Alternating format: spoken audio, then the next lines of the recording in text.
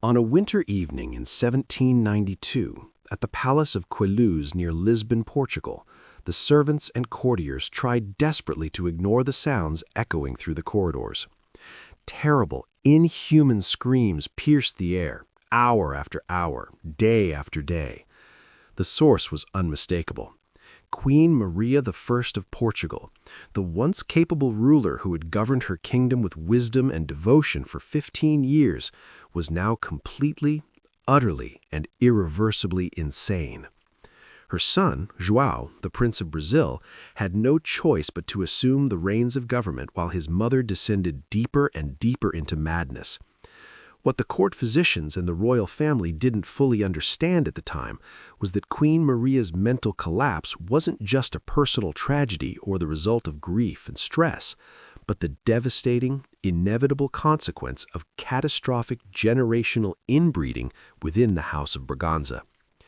The obsession with bloodline purity led to madness, early death, and political chaos that nearly extinguished the dynasty and echoed across continents for centuries.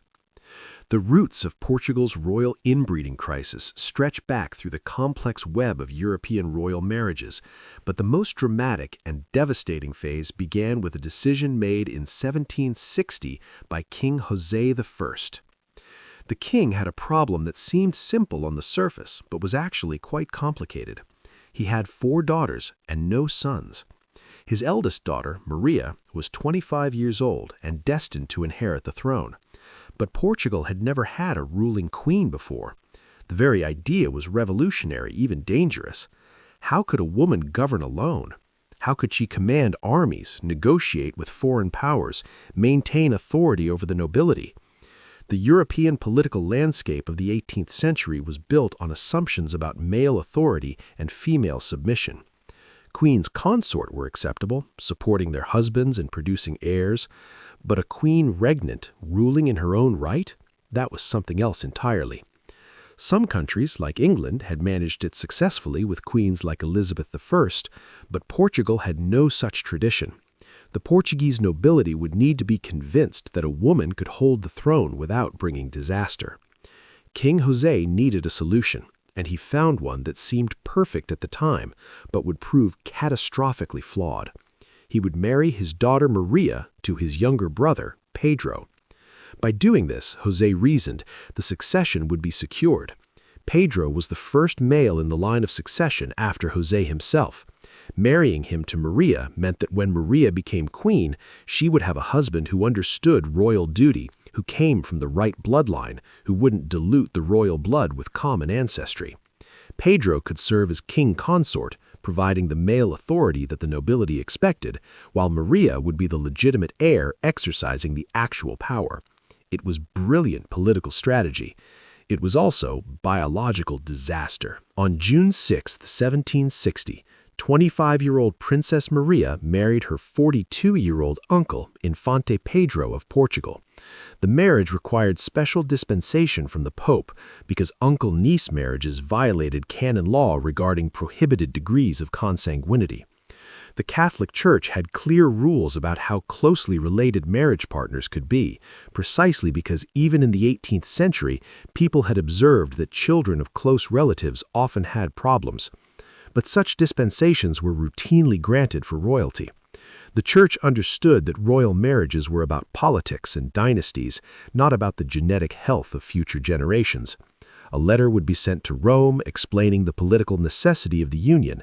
The Pope would consider the request, consult with his advisors, and almost always grant the dispensation with the understanding that this was an exceptional case justified by the needs of the state. Nobody in 1760 had any concept of genetics or inbreeding depression or recessive genes. Gregor Mendel wouldn't conduct his famous pea plant experiments until a full century later.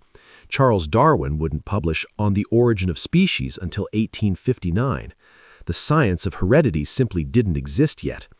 What people knew was that certain traits seemed to run in families, that breeding horses or dogs too closely could cause problems, and that the Church had rules about consanguinity for reasons that were more traditional than scientific.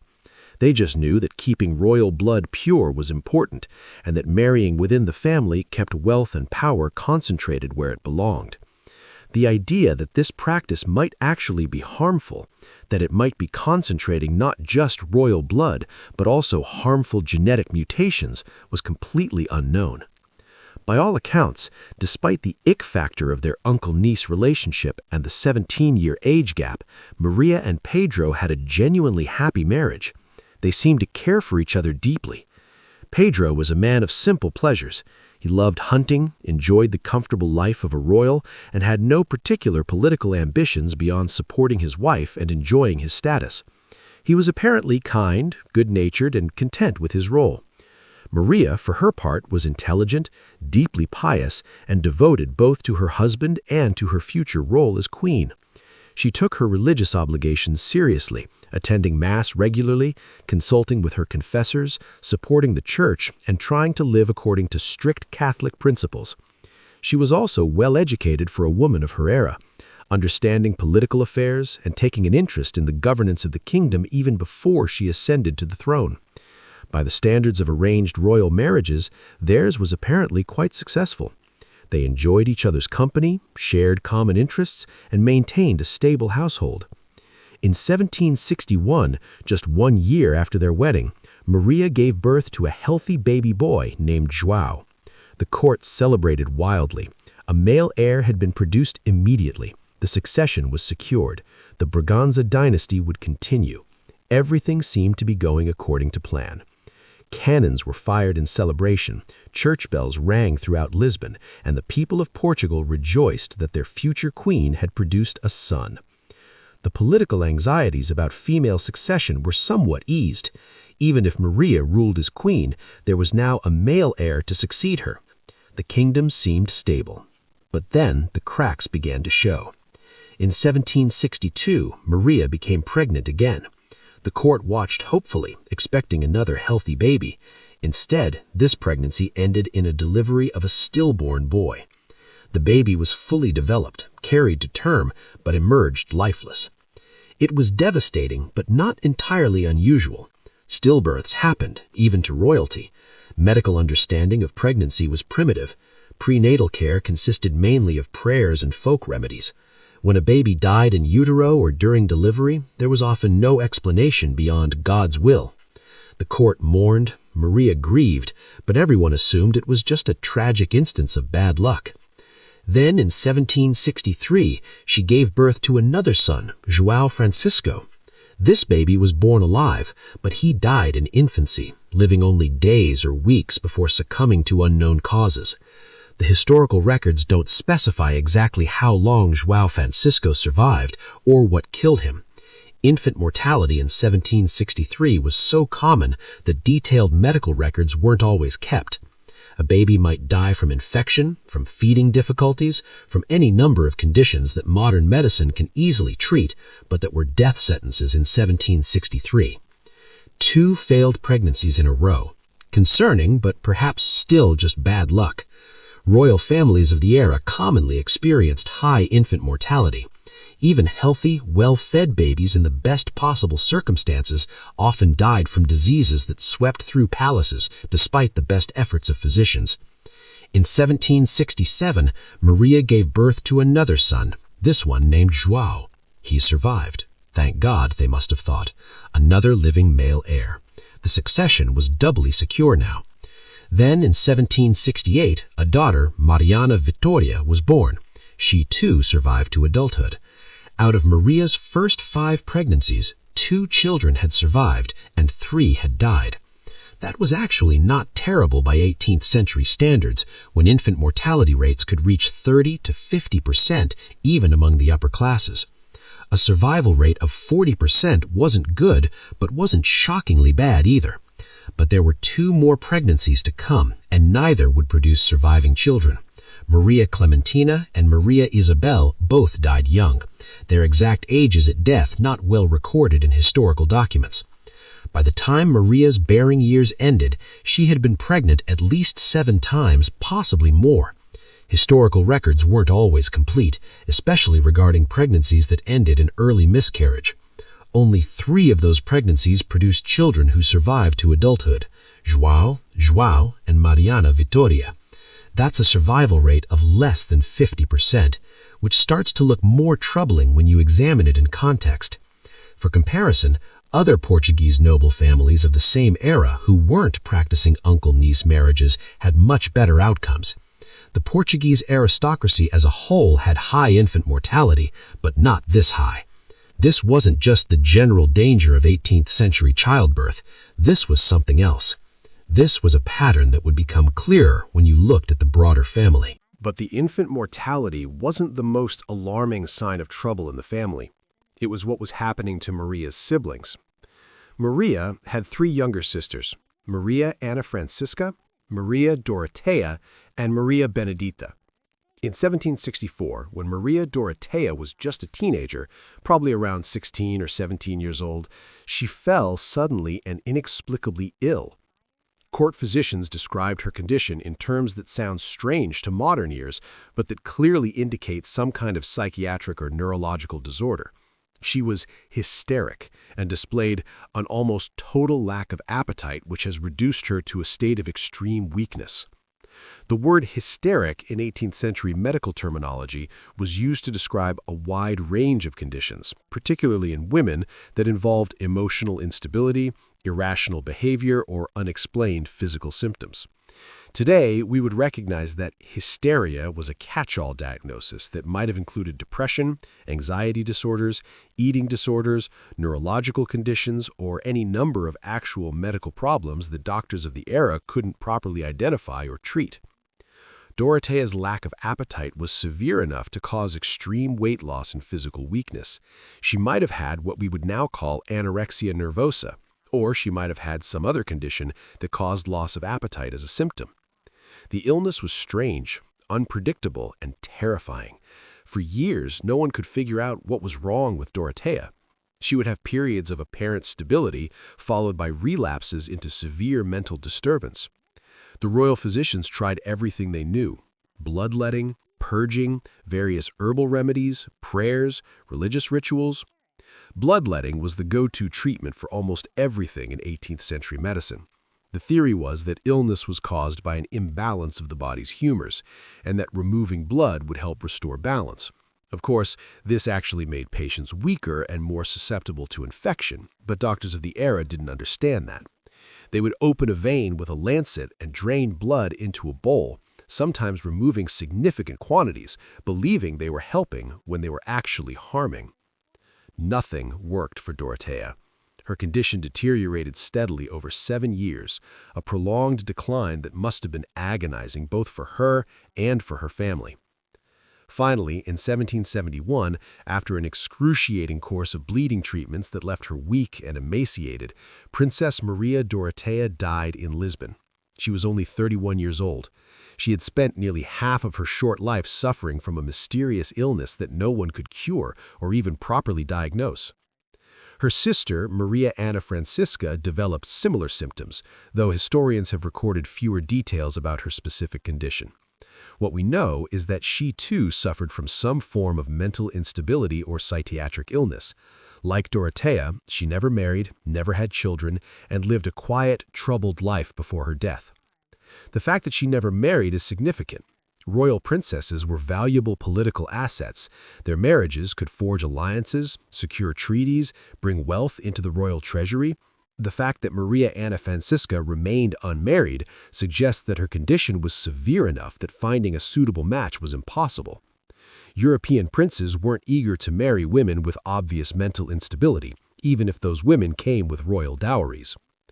2 of Maria's 3 sisters, both suffering from mysterious mental illnesses that today we would probably recognize as psychiatric disorders. And their father, King Jose I, also showed signs of mental instability toward the end of his life, though again, detailed records are sparse. And Maria's maternal grandfather had experienced similar problems. A pattern was emerging, though no one at the time had the medical knowledge to recognize it for what it was: a genetic catastrophe unfolding across generations. If you were a geneticist looking at this family tree, alarm bells would be ringing. Multiple siblings in the same generation displaying similar psychiatric symptoms? That suggests a heritable component. The same pattern appearing in multiple generations, that's a classic sign of a genetic disorder being passed down through family lines. But in the 18th century, genetics didn't exist as a field of study, and the Portuguese royal family just thought they were experiencing a tragic run of bad luck. Modern geneticists who have studied the Portuguese royal family have calculated something called an inbreeding coefficient, which measures how much of a person's genome is likely to contain identical genes inherited from both parents. Here's how it works. Every human has 2 copies of each gene, one inherited from their mother and one from their father. In a normal, outbred population where your parents aren't related, those 2 copies are almost always different versions of the gene. But when your parents are related, there's a chance that they both inherited the same version of a gene from their common ancestor, and they could both pass that same version on to you. When that happens, you end up with 2 identical copies of that gene, and you're said to be homozygous for that gene. The inbreeding coefficient measures the probability that you're homozygous across your entire genome due to your parents being related. In a completely outbred population, with no cousin marriages or family intermarriage going back many generations, the inbreeding coefficient is 0. Your parents are completely unrelated, so there's no chance of you inheriting identical genes from both of them due to shared ancestry. For the child of first cousins, the inbreeding coefficient is 0.0625, or 6.25%. That means across your entire genome, about 6.25% of your genes are likely to be identical copies inherited from the same common ancestor through both parents. For the child of an uncle-niece marriage like Maria was, the inbreeding coefficient is even higher, about 0.125 or 12.5%. That's double what you'd see in the child of first cousins. Now, here's why this matters. We all carry harmful recessive genes. These are genetic mutations that can cause problems, but only if you have 2 copies of the mutated gene. If you have 1 normal copy and 1 mutated copy, you're fine, because the normal copy can do the job. But if you inherit the mutated copy from both parents, you have no functional version of that gene, and you develop whatever disorder that gene is associated with.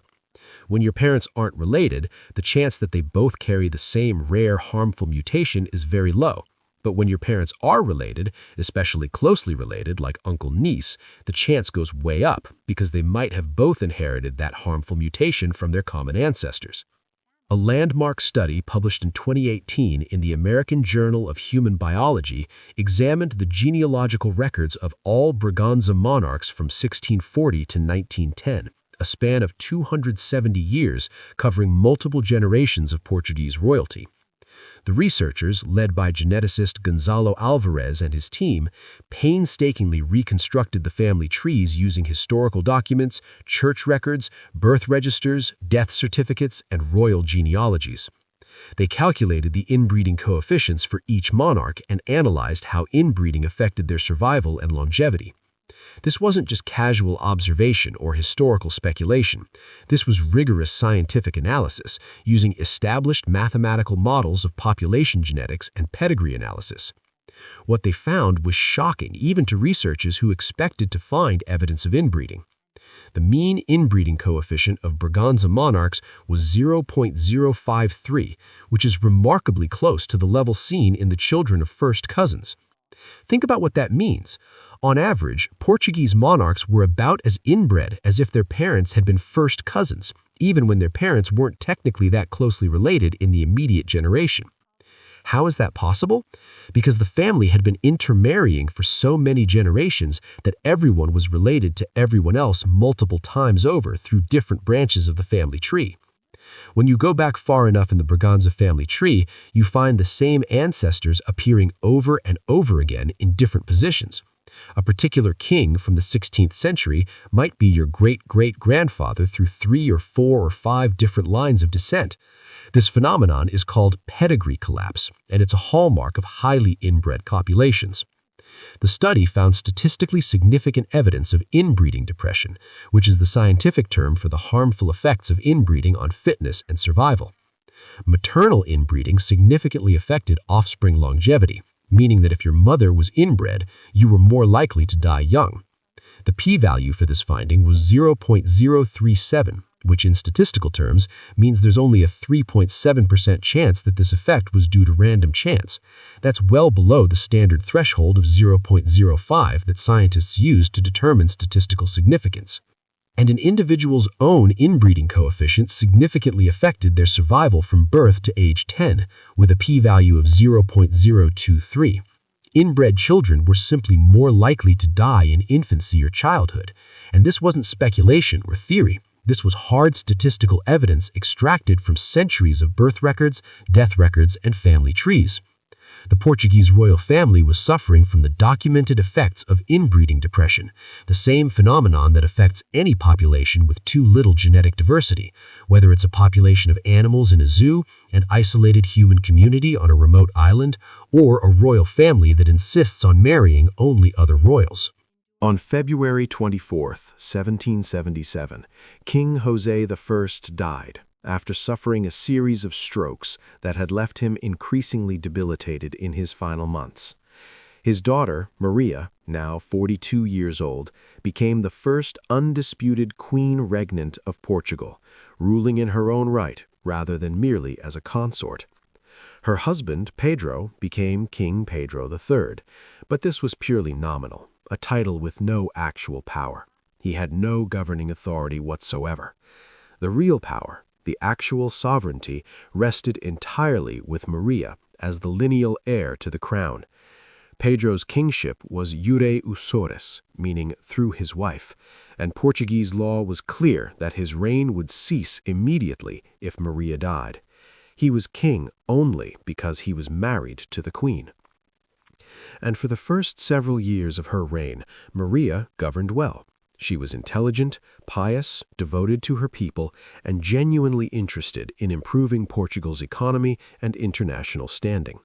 She had watched her father's reign closely, learning both from his successes and from his mistakes. One of her first acts as queen was to reverse some of the harsher policies of her father's controversial chief minister, the Marquis of Pombal, who had ruled Portugal with an iron fist during José's reign.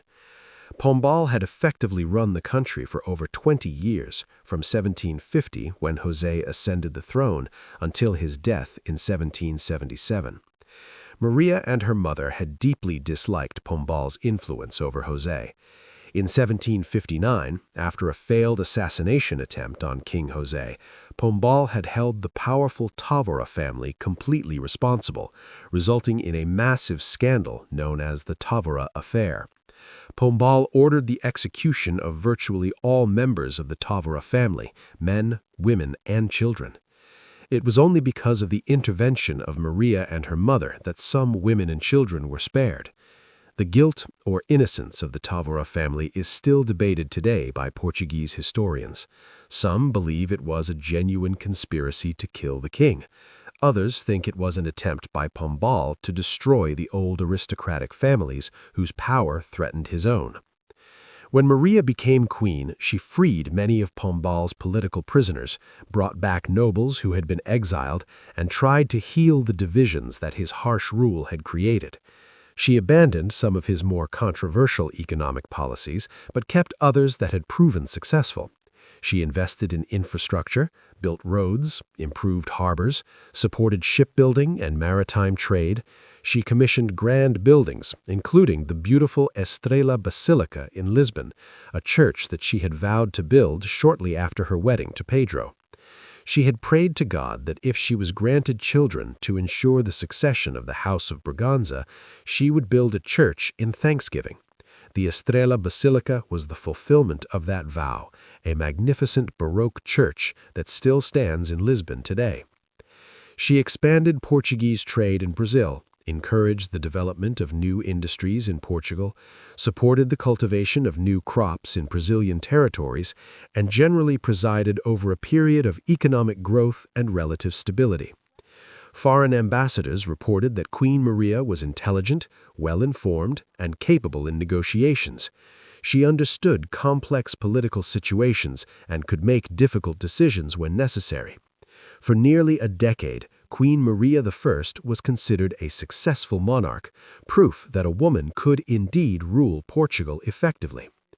Historians who have studied her reign describe the period from 1777 to 1786 as generally prosperous and stable, a time when Portugal recovered from some of the trauma of Pombal's authoritarian rule and strengthened its position both in Europe and in its overseas colonies. But beneath the surface, the genetic time bomb was ticking.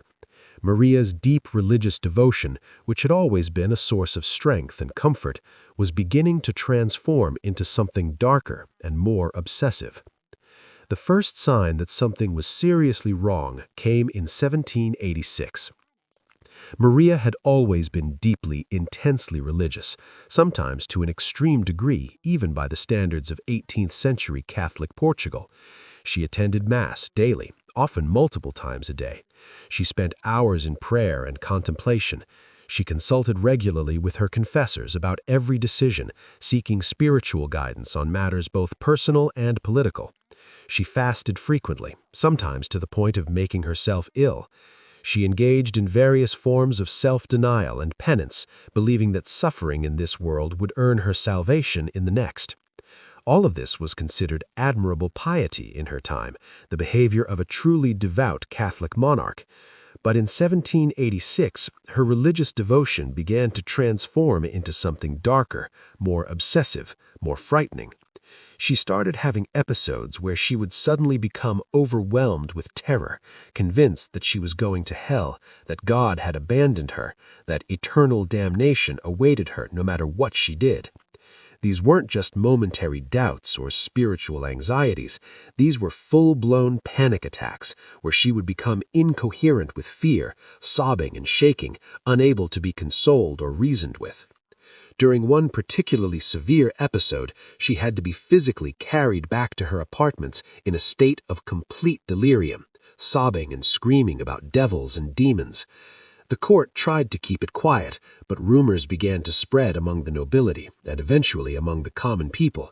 The queen wasn't well. Something was very wrong. Whispers circulated through Lisbon.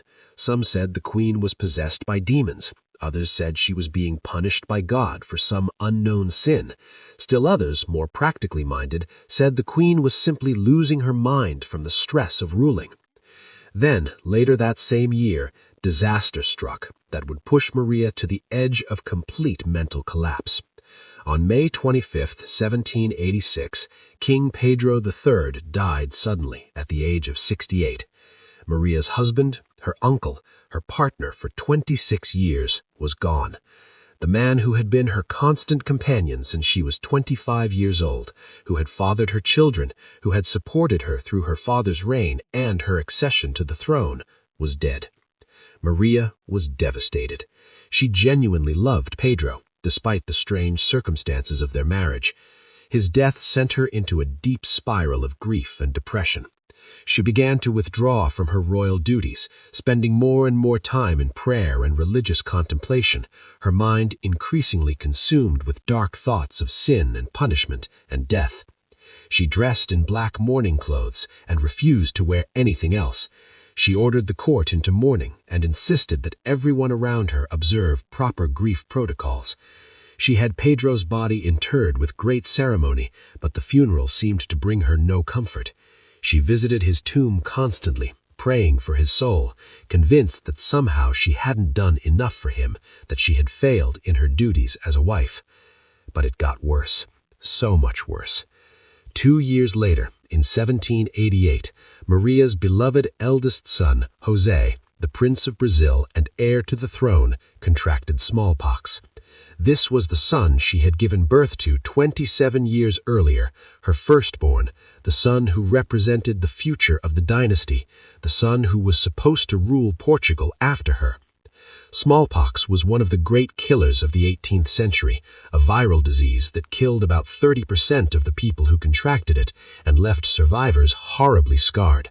There was no treatment, no cure, no way to save someone who had a severe case. The royal physicians tried everything they could think of: bloodletting, purging, cooling baths, heating treatments, various herbal concoctions, prayers, desperate remedies that did nothing but cause additional suffering to a young man who was already dying.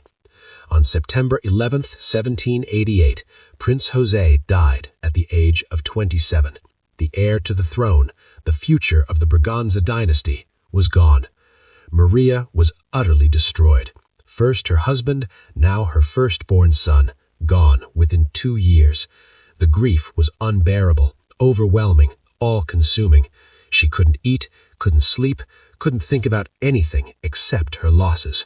She was convinced that God was punishing her for some terrible sin, though she couldn't figure out what she had done to deserve such punishment. And there was more. That same year, 1788, Maria's trusted confessor, Ignacio de São Caetano, the Archbishop of Salonica, also died. This man had been her spiritual guide for years, her confidant, the person she turned to with her deepest fears and most troubling thoughts. He had helped her navigate the spiritual anxieties that had always plagued her. He had provided comfort and reassurance when she needed it most. And now he too was gone, leaving Maria without the spiritual anchor she had relied upon. His death removed one of the last sources of stability in her increasingly fragile mental state.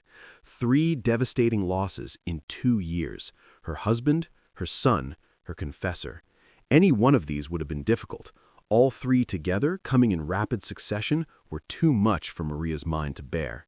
And then there was something else happening in the world that terrified Maria to her core: the French Revolution.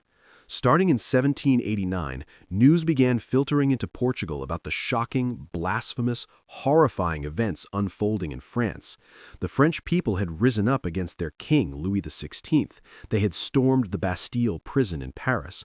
They were talking about liberty, equality, fraternity, ideas that struck at the very foundation of the monarchical system. They were saying that kings weren't appointed by God, that the nobility had no special right to rule, that all men were created equal. They were dismantling the monarchy, attacking the Catholic Church, executing priests and nobles, confiscating church property, declaring that religion was superstition and that the people should govern themselves. It was everything Maria had been raised to believe was impossible, everything that violated the natural order of the world as she understood it. To Maria, monarchy and Catholicism weren't just political systems, they were divinely ordained truths. Kings ruled because God had chosen them. The church guided people to salvation. The social hierarchy was part of God's plan. And now, in France, just across the border, everything was being turned upside down. The French were defying God himself, and surely they would be punished. But what if the revolution spread? What if Portuguese people got similar ideas? What if the chaos consuming France came to Portugal? As the French Revolution grew more radical and violent, as the reports coming out of France became more shocking with each passing month, Maria became more and more convinced that the world was descending into chaos, that God was punishing humanity for its sins, that the end times might be near. In 1793, when news reached Portugal that the French revolutionaries had executed King Louis XVI by guillotine, Maria's horror reached new depths. They had killed an anointed king. They had committed regicide, the ultimate crime against divine order. And in 1793, when Louis's wife, Marie Antoinette, was also guillotined, Maria became convinced that she personally was somehow responsible for not stopping this, that she needed to do more penance, pray harder, suffer more to atone for the sins of the world. Her mental state deteriorated rapidly. By late 1791, she was obviously suffering from acute depression and severe anxiety. She had nightmares almost every night, terrible dreams of demons and hell and eternal suffering. She couldn't sleep more than a few hours at a time. She couldn't eat, her appetite completely gone. She lost weight, becoming thin and weak. She obsessed constantly about eternal damnation, convinced that despite a lifetime of piety and devotion, despite all her prayers and penances, she was going to burn in hell forever. Her new confessor, José Maria de Mello, the bishop of the Algarve, who had replaced the deceased Archbishop of Salonica. Unfortunately for Maria, Bishop José Maria had a tendency to preach about the punishments of hell in vivid, terrifying detail. He spoke of fire and brimstone, of sinners burning forever, of the torments that awaited those who displeased God. Whether he was deliberately trying to manipulate her or just genuinely believed in this fire and brimstone theology and thought he was helping her achieve salvation, his sermons and counseling sessions heightened Maria's fears and worsened her mental instability. Later critics would blame the bishop for contributing to Maria's breakdown, arguing that his focus on hellfire and damnation pushed an already fragile woman over the edge. By October 1791, her condition had become so severe that she could barely function as queen. She couldn't concentrate on government business. She couldn't make decisions. She couldn't attend meetings with ministers. She would sit in her apartments, rocking back and forth, praying obsessively, sometimes for hours on end. And then, in January 1792, Queen Maria I of Portugal suffered a complete and total mental collapse from which she would never recover. Her son João, now the Prince of Brazil and heir to the throne since his brother José's death, found himself facing an impossible situation. His mother, the reigning Queen of Portugal, was incapable of governing. She couldn't make decisions, she couldn't attend meetings, she couldn't fulfill any of her royal duties. Most of the time, she couldn't even speak coherently. She would lie on the floor of her apartments for hours, curled in the fetal position, sobbing and wailing about hell and demons and eternal punishment. Other times she would rock back and forth, her knees pulled to her chest, mumbling and praying and crying out in terror. The screams that echoed through the palace of Queluz became infamous throughout Portugal. Visitors to the palace would describe them in letters and memoirs, terrible, inhuman shrieks that would continue for hours, sometimes throughout the night, the sound of a soul in absolute torment. Courtiers learned to avoid certain corridors at certain times. The palace staff crossed their selves when they walked past her chambers. Everyone knew that their queen, who had once been so capable and devoted, was now completely, irreversibly insane.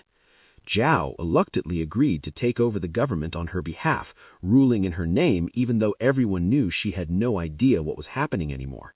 He didn't officially take the title of Prince Regent until 1799, but for all practical purposes, he was ruling Portugal from 1792 onwards, while his mother lived out her remaining years in madness.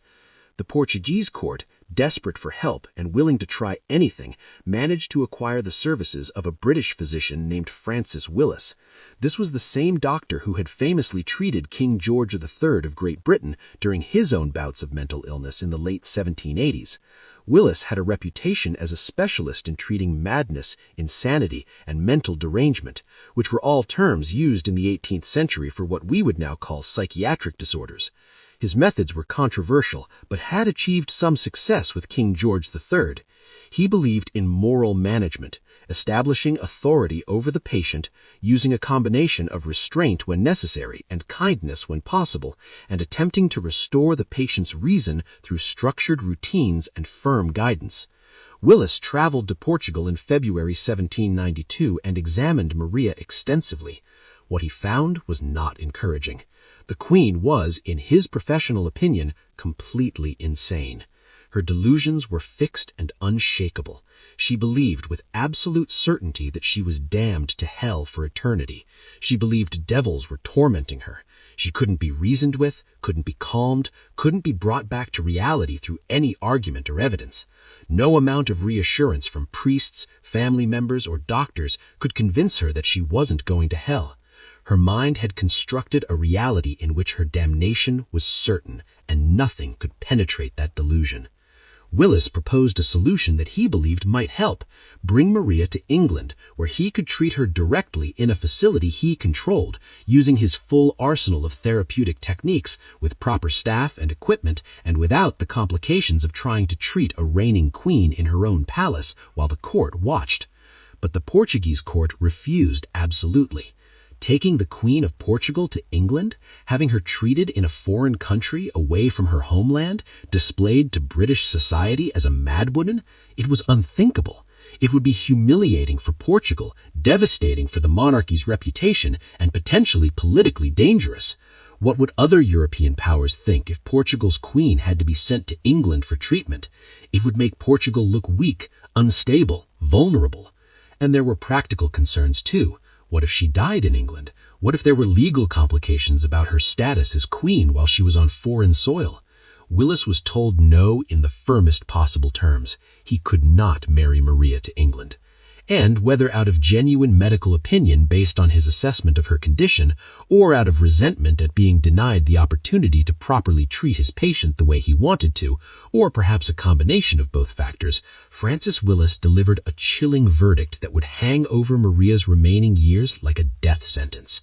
Queen Maria I of Portugal was incurable. She would never recover. Her madness was permanent and irreversible. The Portuguese royal family should abandon all hope that she would ever be sane again. There was nothing that could be done for her, except to keep her confined, keep her safe from harming herself or others, and wait for death to eventually release her from her torment. It's impossible to know if Willis was correct in his assessment. Modern psychiatry have medications and therapies that might have helped Maria depending on what her actual diagnosis was. If she had bipolar disorder, mood stabilizers might have helped. If she had depression, antidepressants could have made a difference. If she had some kind of psychotic disorder, antipsychotic medications might have controlled her symptoms. But in 1792, none of those options existed. The only treatments available were restraint, isolation, bloodletting, purging, and hoping the patient would spontaneously recover. Willis's declaration that Maria was incurable meant that João would be ruling Portugal indefinitely, that Maria would spend however many years she had left locked in her madness, and that the Portuguese monarchy would be in an awkward, ambiguous position with a queen who reigned in name only while her son exercised actual power. João didn't officially take the title of Prince Regent until 1799, 7 years after assuming power, but for all practical purposes, he was ruling Portugal from 1792 onwards, while his mother lived out her remaining years in a nightmare world of delusions and terror. Maria would survive for another 24 years in this state, sometimes violent, sometimes catatonic, always tormented by demons that existed only in her diseased mind. She would survive long enough to see her kingdom invaded by Napoleon's armies, to flee with the entire royal court to Brazil, to spend her final years in exile in Rio de Janeiro, still mad, still screaming, still convinced she was going to hell. But before we get to the flight to Brazil, we need to understand the full scope of the inbreeding crisis by looking at João himself and his children. João was born into this mess, the product of an uncle-niece marriage, and he would perpetuate the cycle by marrying yet another relative and producing yet another generation of inbred offspring. João was born on May 13, 1767, at a time when his mother was still sane and his father was still alive. He was the second surviving son, never expected to become king. That destiny belonged to his older brother, José. João was apparently a sensitive, anxious child who showed early signs of the mental fragility that ran in his family. Historical accounts describe him as timid, fearful, prone to worry, and lacking in confidence. These traits would persist throughout his life, making him a reluctant and often ineffective ruler. When José died in 1788, everything changed. João became the heir apparent, the Prince of Brazil, the future king, and he carried within him the genetic burden of his family's inbreeding. João's father was his mother's uncle. Think about what that means genetically. Pedro and Maria shared one set of grandparents, King João V and his wife Maria Anna of Austria. They were related by blood in a way that concentrated whatever genetic problems existed in the Braganza line. João inherited genetic material from both his mother and his uncle-father, and because those two people were so closely related, João's own inbreeding coefficient was significantly elevated even before he married. When he married, it got worse. In 1785, when João was 18 years old, his marriage was arranged to Carlota Joaquina of Spain. She was 10 years old. Yes, 10.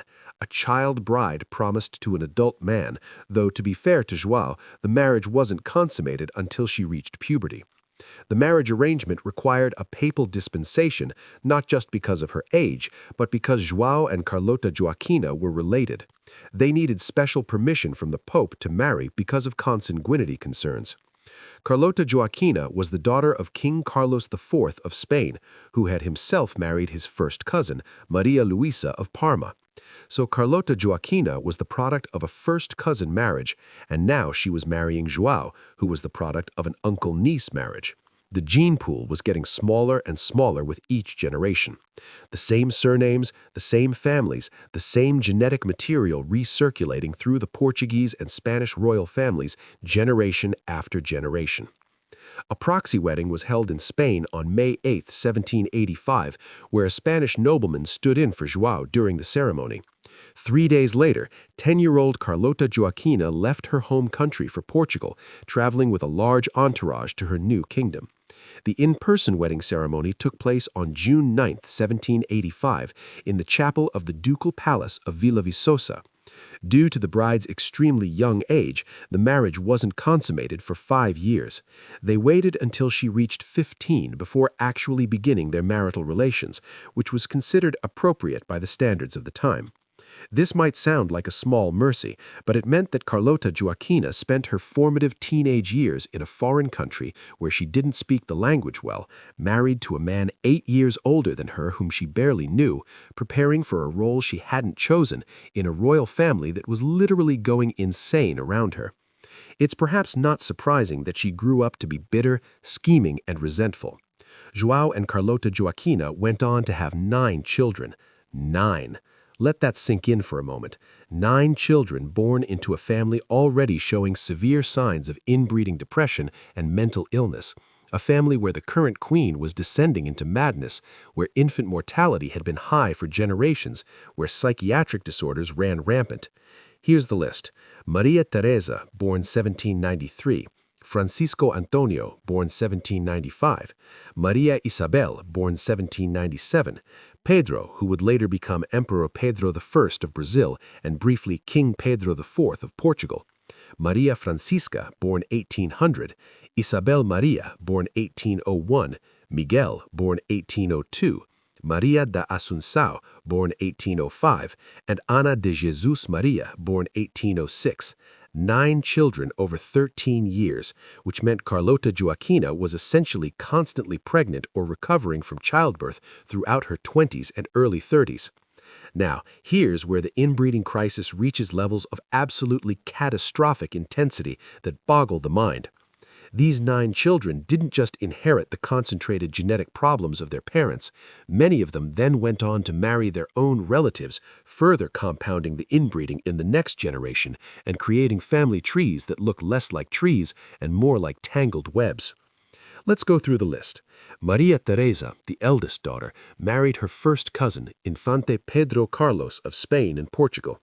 First cousins marrying was relatively common in royal families and would produce an inbreeding coefficient of about 0.0625 in their children. They had 1 son together before Pedro Carlos died. Then, after Pedro Carlos's death, Maria Teresa married her maternal uncle, Infante Carlos of Spain, the Count of Molina. Yes, her uncle, the same kind of uncle-niece marriage that had produced her grandmother's generation and contributed to this whole mess. And get this absolutely wild detail. Carlos was the widower of Maria Teresa's sister, Maria Francisca. So Carlos married his dead sister's husband, who was also his uncle. The family tree was tangling itself into a knot of genetic disaster that would take a genealogist with advanced software to properly diagram. Francisco Antonio, João's second son and briefly the heir apparent after his older brother José's death, died in childhood at age 6 in 1801. This is hugely significant. Remember that inbreeding depression significantly increases childhood mortality? Here's a perfect, tragic example. The boy who should have been third in line to the throne, the prince who might have ruled Portugal, dead before his 7th birthday from unknown causes. The historical records don't specify what killed him, just that he died young, which was becoming a pattern in this family. Maria Isabel married her paternal uncle, King Ferdinand VII of Spain, another uncle-niece marriage continuing the family tradition of close consanguinity. She had 1 daughter who died in infancy and delivered at least 1 stillborn child. Then Maria Isabel herself died at age 21 in 1818, possibly from complications of childbirth or postpartum infection. She was gone before she even reached her mid-20s, another young death in a family plagued by early mortality. Pedro, who became Emperor of Brazil, at least had some sense and married outside the immediate family. He married Archduchess Maria Leopoldina of Austria, though she was still a Habsburg and thus related to half of European royalty through the complex web of royal intermarriages. But at least it wasn't another uncle-niece situation, and at least it brought some new genetic material into the family. Pedro would go on to declare Brazilian independence from Portugal and rule as emperor, founding the Brazilian imperial dynasty.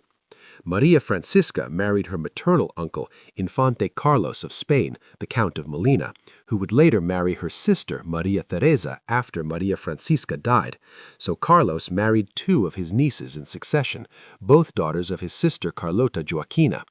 Maria Francisca died at age 34 in 1834, another relatively young death in a family plagued by early mortality. Isabel Maria never married, possibly because she recognized the madness of the family situation, or possibly because suitable matches couldn't be found. She served as regent of Portugal for a time and died at age 75 in 1876, one of the few family members to achieve anything close to a normal lifespan. Miguel, João's younger son, would go on to be one of the most controversial figures in Portuguese history. He attempted to usurp the Portuguese throne from his niece, Queen Maria II, in a series of dramatic political conflicts known as the Liberal Wars that nearly tore Portugal apart in the 1820s and 1830s. He eventually married Princess Adelaide of Lowenstein-Werthenheim-Rosenberg in 1851, at least bringing some new genetic material into the family. But by then, the damage of multiple generations of inbreeding was already done. Maria de Assunção died at age 29 in 1834. Ana de Jesus Maria married a Portuguese marquis, bringing her bloodline into the Portuguese nobility, and died at age 51 in 1857. So, let's count up the inbreeding across 3 generations and really understand the scope of this disaster. João's father was his mother's uncle, giving João himself an elevated inbreeding coefficient. João married Carlota Joaquina, who was related to him and required papal dispensation, and who herself was the product of a first cousin marriage. João and Carlota's children therefore had high inbreeding coefficients even before they married. Then at least 3 of João's children went on to marry their own uncles, aunts, or first cousins, creating another generation with even higher inbreeding. The same surnames, the same families, the same genetic material recirculating through the Portuguese and Spanish royal families, creating another generation with even higher inbreeding. Some of the same ancestors appear in these family trees 8, 10, 12 times in different positions. The Portuguese royal family was systematically destroying its own genetic diversity, concentrating harmful recessive genes with each generation and creating a perfect storm of hereditary problems that manifested in high infant mortality, early deaths, mental illness, and political instability. And it wasn't just the genetics that were a disaster. The family dynamics were toxic. Carlota Joaquina, João's wife, was by all accounts an absolute nightmare of a human being. The Portuguese court called her Megera de Queluz, which translates to the shrew of Queluz or the harpy of Queluz. She was ambitious, manipulative, cruel, and absolutely convinced that she should be the one running Portugal, not her weak, ineffectual husband whom she openly despised. While João was trying to govern in his mother's name after Maria's mental collapse, dealing with the stress of his mother's madness, the chaos of the French Revolutionary Wars, and the threat of Napoleon's armies, Carlota Joaquina was constantly interfering, trying to influence decisions, meddling in state affairs, undermining his authority, and generally making his life miserable. The Portuguese nobility hated her. They saw her as a foreign interloper, a Spanish princess who had no business involving herself in Portuguese politics. The Portuguese people couldn't stand her. She made no effort to endear herself to them, showed open contempt for Portuguese customs and traditions, and made it clear that she considered herself superior to everyone around her. And she, in turn, despised Portugal and couldn't wait to return to Spain, though political circumstances would never allow that to happen. In 1805, Carlota Joaquina's meddling and scheming reached a breaking point. She actually plotted, with the help of some discontented nobles and military officers, to have João arrested and declared incapable of ruling, just like his mother had been declared incapable. Her plan was to install herself as regent of Portugal, or possibly to put one of her sons on the throne while she controlled him from behind the scenes. She argued that Joao was weak, indecisive, and unfit to rule during such a dangerous time with Napoleon threatening all of Europe. The plot was discovered before it could be executed, possibly because someone involved got cold feet, or possibly because Joao's loyal supporters were keeping close watch on the scheming queen. An investigation was proposed. Arrests were called for. Some of Joao's advisors wanted Carlota Joaquina charged with treason, which could carry a death sentence. But Joao, either out of genuine love for his wife despite everything she had done, or more likely out of a desperate desire to avoid a massive public scandal that would humiliate the royal family and weaken Portugal's international position, refused to have her arrested or formally charged. Instead, he took a different approach. He confined her to the Palace of Queluz and Ramalhão Palace under what amounted to house arrest, and he moved to the Palace of Mafra, several miles away. They were effectively separated, living in different palaces, their marriage reduced to a political arrangement that neither party enjoyed, but that couldn't be formally dissolved because Catholic Portugal didn't allow royal divorces. They would remain in this state of cold separation for years, with Carlota Joaquina constantly looking for opportunities to undermine Joao and seize power, and Joao trying his best to keep her schemes contained while dealing with all the other crises facing Portugal. And then Napoleon happened, and everything got infinitely worse. In 1807, as the French Empire under Napoleon Bonaparte was conquering Europe systematically, defeating armies and overthrowing monarchies across the continent, Portugal found itself in an impossible position. Napoleon demanded that Portugal join the continental system, his economic blockade designed to cripple Britain by cutting off all trade with the British Empire. Portugal refused. Portugal had ancient alliances with Britain going back to the 14th century, treaties and agreements that had been maintained through centuries of wars and conflicts. Breaking those alliances was unthinkable. Britain was Portugal's most important trading partner, the buyer of Portuguese wine and other exports, the protector of Portuguese shipping lanes, the ally that kept Spain from overwhelming Portugal. Joining Napoleon's continental system would mean economic disaster and the betrayal of Portugal's most important ally. But Napoleon didn't accept refusal as an answer. He responded by invading, sending his armies across Spain and into Portugal with orders to depose the Braganza dynasty and install a French puppet government. French armies under General Junot crossed the border from Spain into Portugal in November 1807. The French troops moved rapidly, though they suffered from the cold weather and lack of supplies as they marched through the Portuguese countryside. On November 26, 1807, Joao was formally warned that French forces had reached Abrantes, a city only about 80 miles from Lisbon. The capital would fall within days. Joao faced a choice that no Portuguese monarch had ever faced before: stay in Lisbon and be captured by Napoleon's armies, likely imprisoned or executed, and watch Portugal become a French satellite state, or flee. The British had been urging Joao to escape for weeks. The Royal Navy had ships in Lisbon harbor ready to transport the royal family to safety. But where could they go? To Britain itself? That would make them dependents, exiles living on British charity. To a Portuguese colony? That might work, but which one? On the dawn of November 27, 1807, with French troops closing in on Lisbon and time running out, Joao made the most dramatic decision of his reign. The entire Portuguese royal family, the royal court, the government, would flee to Brazil. Not just the immediate royal family, but thousands of people: ministers, advisors, nobles, servants, clerks, military officers, their families, anyone associated with the royal court. They would take the government of Portugal across the Atlantic Ocean to Rio de Janeiro and rule the Portuguese Empire from South America. It was an unprecedented move in European history. Never before had an entire European monarchy simply packed up and moved to another continent. The logistics were nightmarish. The Portuguese fleet in Lisbon harbor consisted of 8 large warships, 3 frigates, 2 brigs, a schooner, a ship loaded with provisions, and about 20 merchant vessels that could be pressed into service. This fleet had to accommodate 15,000 people, an almost impossible task. There wasn't nearly enough space. People were crammed into ships like cargo, packed into holds and cabins and any available space. Noble families who were used to luxurious accommodations found themselves sharing tiny spaces with servants and lower-ranking officials. Precious cargo had to be loaded, the royal treasury, government documents, works of art, the crown jewels, anything valuable enough to be saved and portable enough to be moved. The scene at the docks was absolute chaos.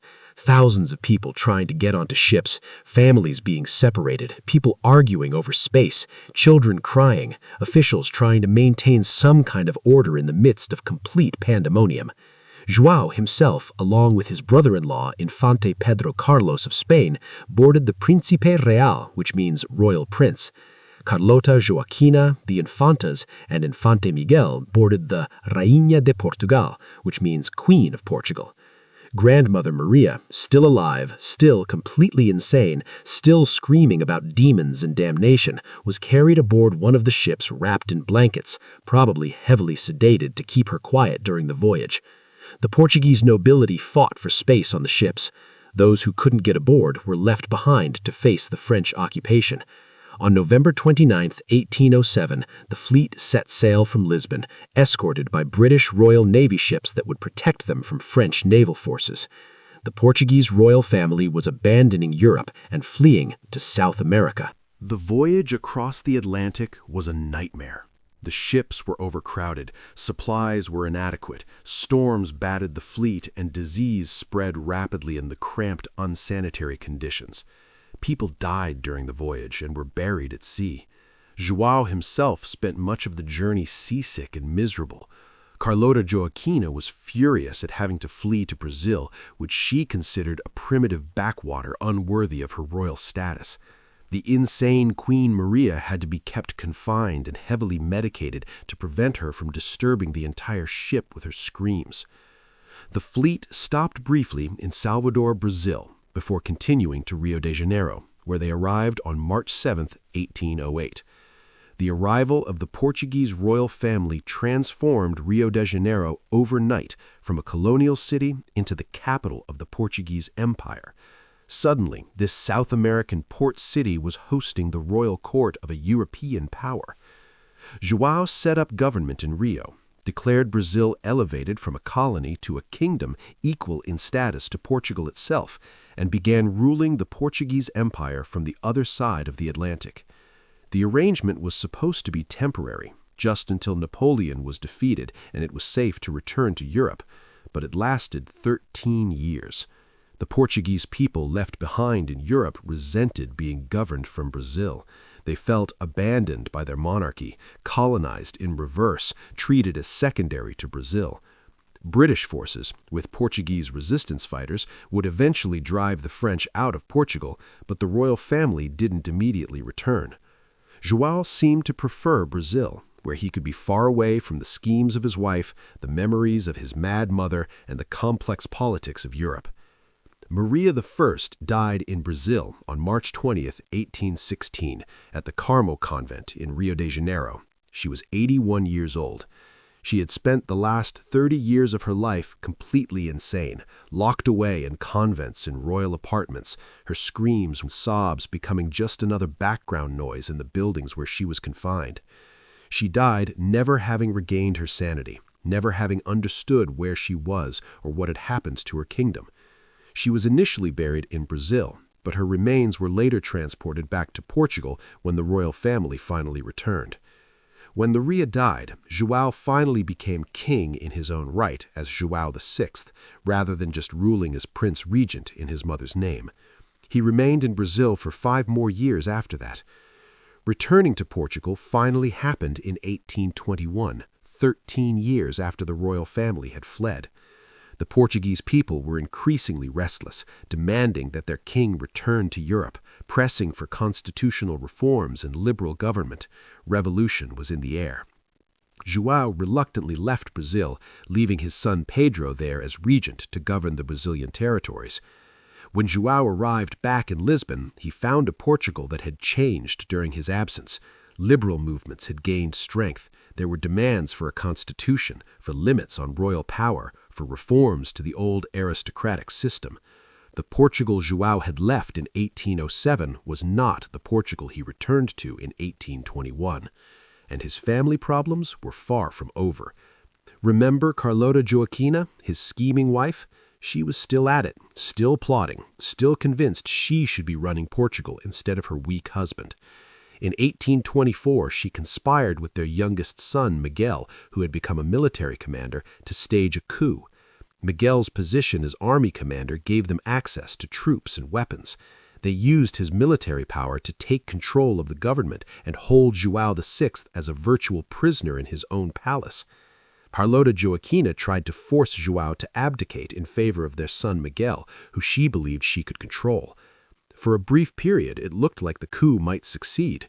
João was isolated, surrounded by his wife's supporters, with no obvious way to fight back against his own son's army. But João was rescued by a British naval fleet that happened to be in the port of Lisbon. The British, still Portugal's most important ally, weren't about to allow a coup that might destabilize their ally. From aboard a Royal Navy warship protected by British naval guns, João reprimanded his son Miguel in the strongest possible terms, stripped him of all his military command and all his titles, and sent him into exile in Austria. Then, João returned to his palace, reorganized his council of ministers, dismissed the conspirators, and, in a remarkable show of generosity that was typical of his weak but not vindictive nature, he showed leniency to most of the rebels, pardoning them rather than executing them. But he didn't pardon Carlota Joaquina.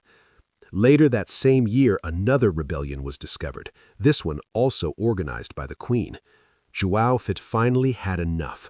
He placed Carlota Joaquina under house arrest in the Palace of Queluz, the same palace where his mother had spent years screaming in madness, and decreed that she would remain confined there for the rest of her life. João VI died on March 10, 1826, at Bemposta Palace in Lisbon at the age of 58. The official cause of death was uncertain. Court physicians couldn't agree on what had killed him, but many people suspected poison almost immediately. João plenty of enemies, including members of his own family, and they were right to be suspicious. In the year 2000, nearly 174 years after João's death, a team of researchers, including toxicologists and historians, exhumed the ceramic pot that contained his preserved heart, which had been kept, according to Portuguese royal tradition, in a separate reliquary from his body. Chemical analysis of tissue samples from João's preserved heart revealed massive amounts of arsenic, enough to kill 2 people, far more than could be explained by environmental contamination or preservation methods. João VI, King of Portugal and Brazil, had been murdered, poisoned by someone close to him who had access to his food or drink over a period of time. Arsenic poisoning takes time to kill, which means someone was gradually feeding João poison over days or weeks or even months. The investigation couldn't determine who had done it after all those years, but the list of suspects would have been long. Carlota Joaquina, confined but still scheming; Miguel, in exile but with supporters in Portugal; political enemies, jealous nobles, someone who wanted to change the succession? We'll never know. But João's death, like so much else in this dynasty, was tragic, untimely, and surrounded by dark suspicions. João's death created yet another succession crisis for Portugal, because of course it did. Nothing could ever be simple for this family.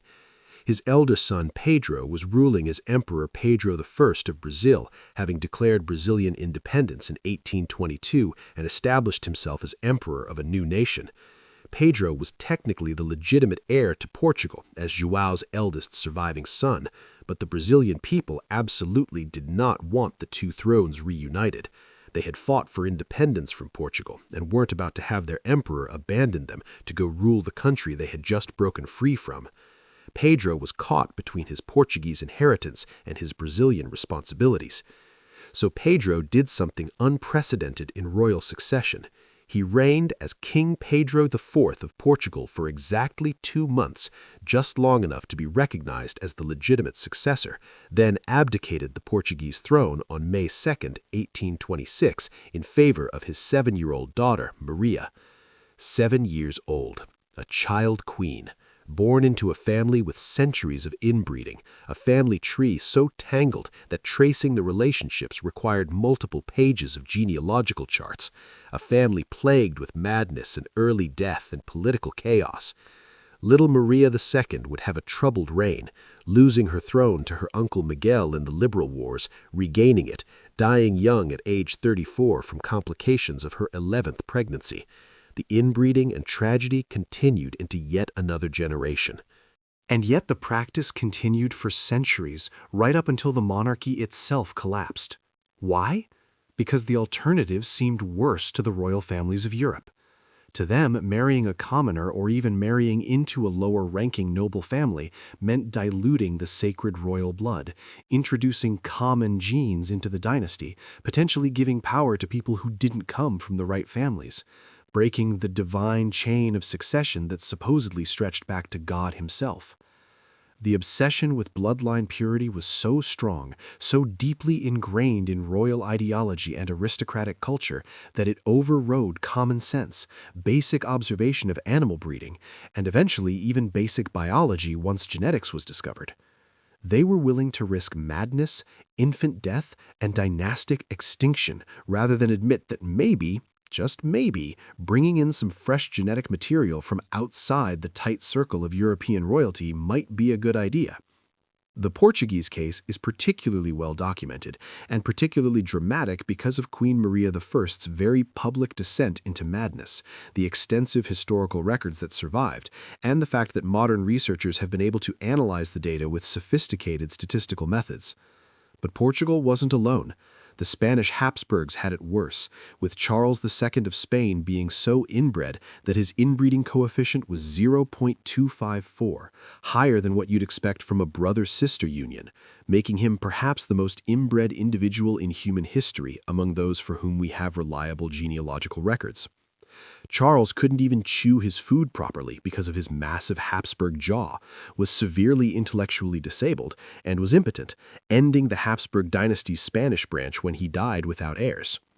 The British royal family had the hemophilia gene that Queen Victoria passed to her descendants, killing or disabling multiple princes across Europe, including the Russian Tsarevich Alexei. The Russian Romanovs' disparate attempts to save Alexei from hemophilia led them to depend on the mystic Rasputin, which contributed to the political instability that led to the Russian Revolution. The Egyptian Ptolemaic dynasty practiced sibling marriage for generations, producing increasingly weak and disabled rulers. European royalty as a whole engaged in inbreeding on a scale that would be considered insane if applied to any other population, and they paid the price in blood and madness and extinction. Today, modern royal families have largely abandoned these practices, having learned the hard lessons of previous centuries. Current monarchs marry commoners relatively often, and when they do marry other aristocrats, efforts are made to avoid close cousin marriages or any kind of consanguineous union. The genetic disasters of previous centuries have taught European nobility a hard lesson about the importance of genetic diversity, about the reality that you cannot ignore biological laws no matter how much power and wealth you possess. But for centuries, that lesson came at a terrible cost, paid in the currency of suffering children, grieving parents, and women like Queen Maria I, screaming in palace rooms for 30 decades, their minds destroyed by a combination of personal tragedy, political upheaval, and quite likely genetic factors that never should have been concentrated in one bloodline through generations of inbreeding. The Portuguese royal family's inbreeding crisis was a slow-motion biological catastrophe that played out across multiple generations. It started with what seemed like smart political strategy in 1760, keeping power in the family through an uncle-niece marriage, maintaining dynastic control, preserving the purity of royal blood. It ended with madness, murder, exile, political chaos, biological decline, and the eventual extinction of the dynasty in 1910 when the last king fled into exile and never returned. Queen Maria I died in 1816 in Rio de Janeiro, Brazil, far from her beloved Portugal, her mind gone for 30 decades, her screams still echoing metaphorically through the history books. Her son, João, died poisoned in 1826, killed by persons unknown but certainly by someone close to him, probably someone in his own family or court. Her grandchildren would continue the family tradition of marrying relatives, producing more inbred offspring, and watching their dynasty slowly collapse under the weight of centuries of accumulated genetic errors and political dysfunction. In the end, the Portuguese royal family almost destroyed itself not through war, not through conquest, not through revolution or external enemies, but through its own obsessive determination to keep its bloodline pure at any cost. They married uncles to nieces, cousins to cousins, and relatives of all kinds to each other, generation after generation after generation, concentrating harmful genes and destroying their genetic health in the name of royal purity and dynastic continuity. The inbreeding crisis that almost ended the Portuguese royal family stands as one of history's clearest and most dramatic examples of how biological reality will eventually triumph over political ideology, how genetic laws cannot be ignored or defied no matter how much power and wealth you possess, and how the obsessive pursuit of bloodline purity can lead not to a stronger dynasty, but to madness, death, political chaos, and ultimate extinction.